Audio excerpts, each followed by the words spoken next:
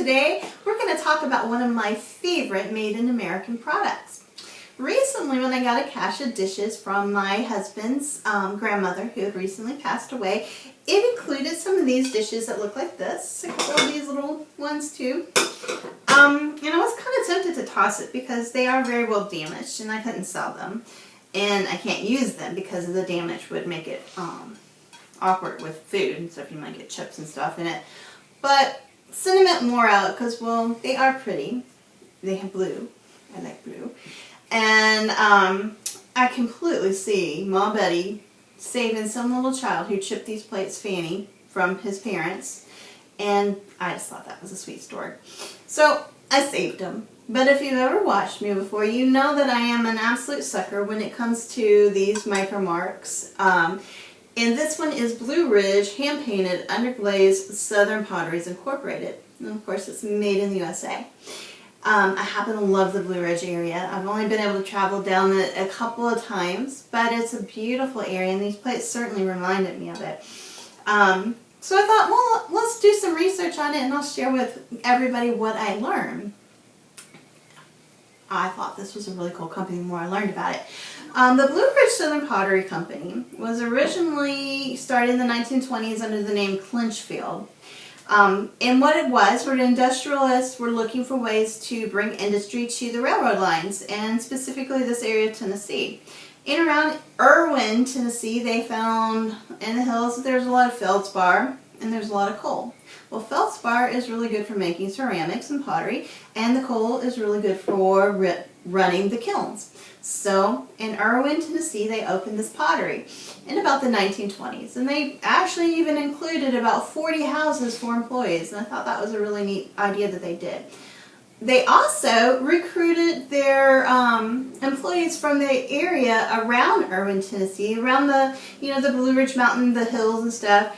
And they specifically recruited women to come down and work with this company, which in the 1930s was a pretty progressive plan. And I thought that was really cool. Well, when Southern Pottery started, they were basically making the same stuff that most people were making. They were using decals and pretty muted colors. Well, in about the 1930s, the new owner, Charles Foreman, came up with this new idea. And the idea was basically, we're going to paint these pictures on the pottery, and then we'll put the glaze over the pottery before we put it in the kiln and fire it.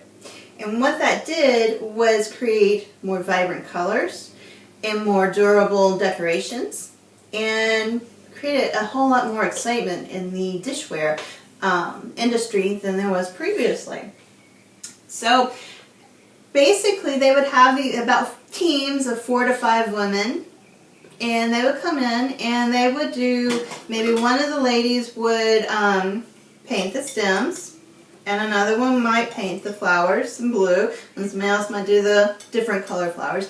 And they would work around teams this way, and sometimes they'd switch up the jobs to keep it from being too boring. So that was really cool. So during the 1940s, it was really hard to get imports in because, well, World War II was going on and the import industry was all but nil. So the company really, really took off because this is where you were getting your dishes at that time. And they were all bright and pretty. The company ended up having about 500 painters, which was a pretty big operation at that time. So they had all these painters. They were putting out 4 to 5,000 patterns is what they're saying, could have been. They were sending 324,000 pieces a week.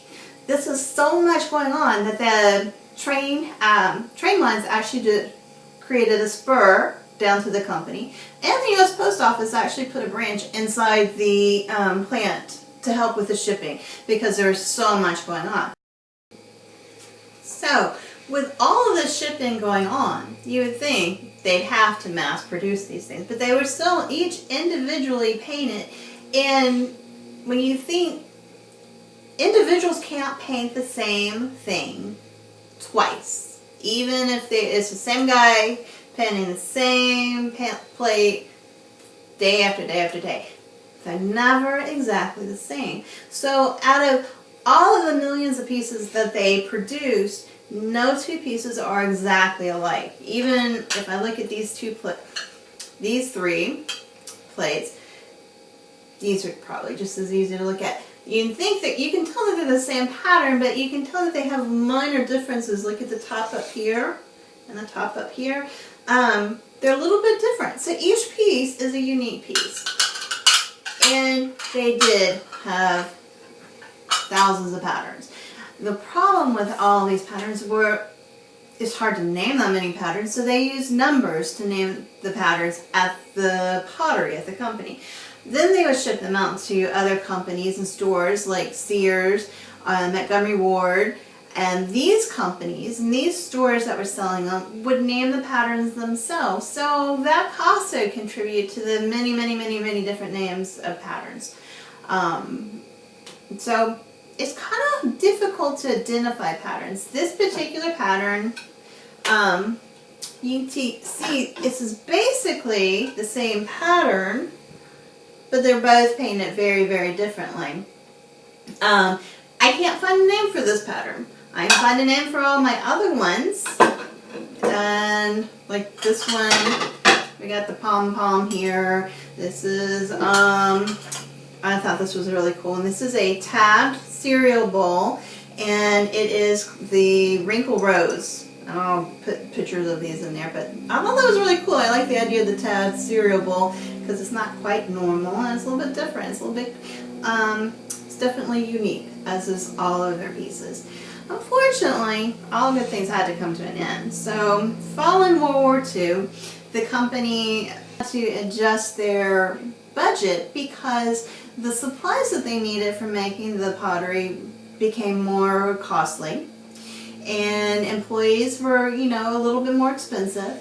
And the imports started coming back in after World War II, about the 1950s. So as the imports start flooding in and they're cheaper and people want those, that also affected the Southern Pottery's bottom line. But the real kicker was this new plastic stuff coming out in the 1950s. They had new unbreakable plastic plates. And of course, as you might have noticed, that might have motivated some people that had little darlings that were chipping on their plates. So unbreakable probably sounded pretty good to them. And so in 1957, the company, the board of directors, decided that they would go ahead and shut down the Southern Pottery, and they were able to pay off all their debts, and the company closed. Now I will say that there are, like I said, thousands of pieces still out there. It is still highly collectible, and there are clubs and organizations that are really knowledgeable about each of the patterns and probably would be glad to help you. And I will put those resources down in the show notes, so look for those links and stuff. And next week we're going to start talking about carnival stuff. And have a good time. Thanks. Bye.